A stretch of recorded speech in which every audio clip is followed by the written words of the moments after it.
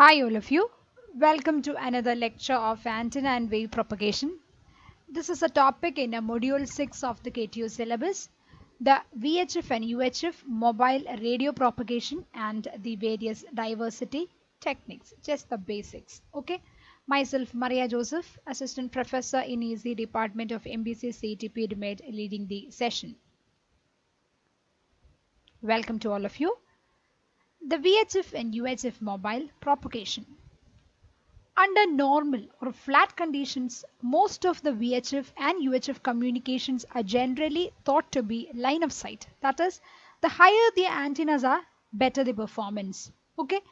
If our radio waves travel with a medium with one refractive index to another bending or the refraction will occur, the amount of bending will depend on the differences in the two refractive indices.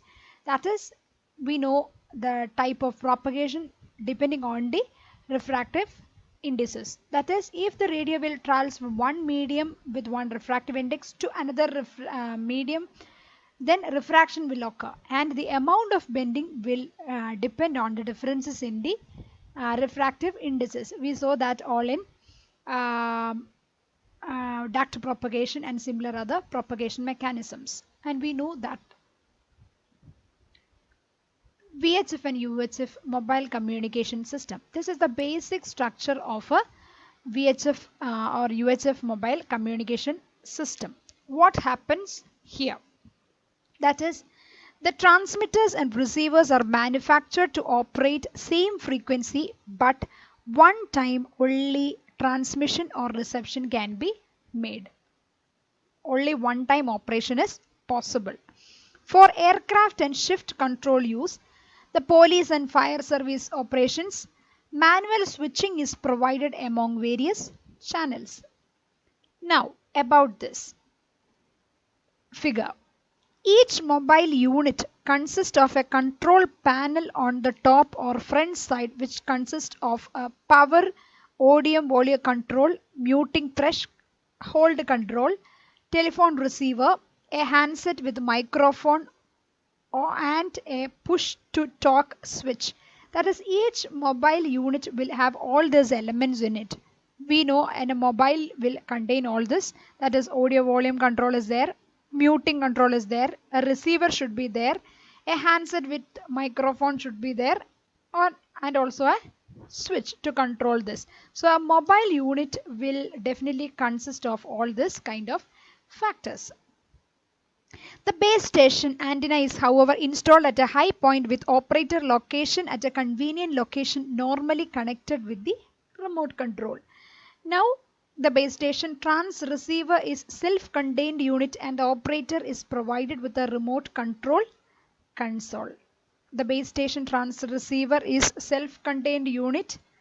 It is a self-contained unit and the operator is provided with a remote control console. The base station and the remote control console is connected by a large cable. Okay, the base station and remote control console is connected by a long cable or a leased telephone line depending on the distance. Then leased telephone line is used if the distance is more. Fine. This is what I have told that is the radio communication in VHF and UHF between 30 megahertz and 30,000 megahertz takes place in the troposphere. This communication mainly occurs in the troposphere between the frequencies 30 megahertz and 30,000 megahertz. Now, what all I have told, the transmitter and receivers are manufactured to operate same frequency, but one time only one transmission reception can be made. Each mobile unit consists of all these things, that is muting threshold control. We know each mobile unit will contain all these things. Base station antenna is installed at a high point with operator location at a convenient location. The base station's trans receiver is a self-contained unit. Then the base station and remote control are connected by long cable or leased telephone line. Then leased telephone line can be taken so that depending on the distance. Now the diversity.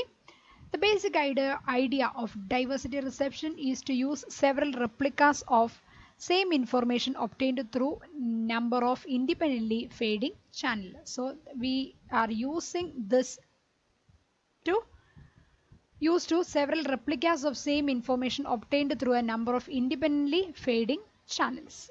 Okay, if the probability that the channel gain is critical level is P, if the probability is P with capital L, independent channels, the probability is P raised to L. Now there are three different types of diversities. Frequency diversity is there, time diversity and space diversity. Fine. uh, with L different channels, frequency diversity with L different channels with frequency separation exceeding the coherence bandwidth.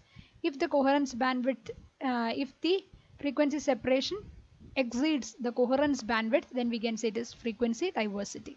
With L different time slots with time separation exceeding the coherence time.